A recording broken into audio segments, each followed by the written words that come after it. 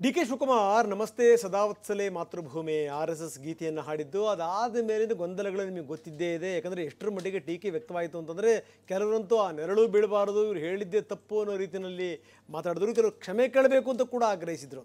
ಈಗ ನೋಡಿ ಅದೇ ಒಂದು BJPಗೆ ಪ್ರಮುಖ ಅಸ್ತ್ರ, JDSಗೂ ಕೂಡ ಪ್ರಮುಖ ಅಸ್ತ್ರ.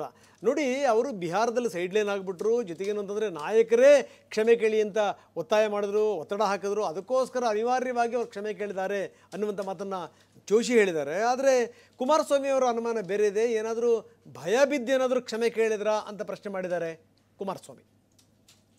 ಕೆಲವು ಏನಾದ್ರು ಸಲಹೆಗಳು ಕೊಟ್ಟಿದ್ದಾರೆ. ನಾನು ಖಂಡಿತ ನಿಮ್ಮ ಸಲಹೆಗಳನ್ನು, ಒಳ್ಳೆಯ ಸಲಹೆಗಳು, ನಾನು ಯಾರಿಗೇನು ದೊಡ್ಡವನಲ್ಲ. So if you want apology, yes, for all the Congress men, ಎಲ್ಲ ಕಾಂಗ್ರೆಸ್ ಕಾರ್ಯಕರ್ತರಿಗೆ, if you feel that I have done a mistake which I have not done, but still I am ready to apologise. ಇವತ್ತೇನೋ ಅಲ್ಲಿ ಇದಕ್ಕೂ ಹೋಗಿದ್ದಾರೆ, ಅವರು ಬಿಹಾರಕ್ಕೂ ಹೋಗಿದಾರಲ್ಲ. ಬಿಹಾರಕ್ಕೆ ಹೋದ ನಂತರ ಅಲ್ಲಿ ಅವರು ನಿರ್ಲಕ್ಷ್ಯ ಮಾಡಲಾಗ್ತಾ ಇದೆ.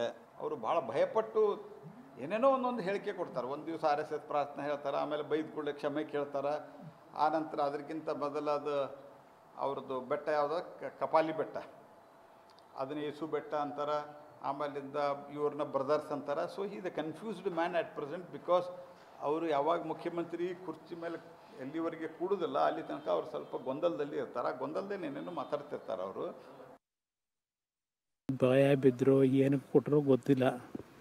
ಅದು ಏನೋ ಕೊಟ್ಟು ಒಂದು ಸಮಜಾಯಿಷಿ ಅವ್ರ ನಾಯಕರುಗಳನ್ನು ಇವತ್ತು ಈ ಒಂದು ಸಮಸ್ಯೆಯಿಂದ ಪಾರಾಗ್ತಕ್ಕಂಥದ್ದಕ್ಕೆ ನಾಯಕರುಗಳ ಅಸಮಾಧಾನವನ್ನು ಸರಿಪಡಿಸ್ಕೊಳ್ಳಿಕ್ಕೆ ಹೊರಟಿದ್ದಾರೆ.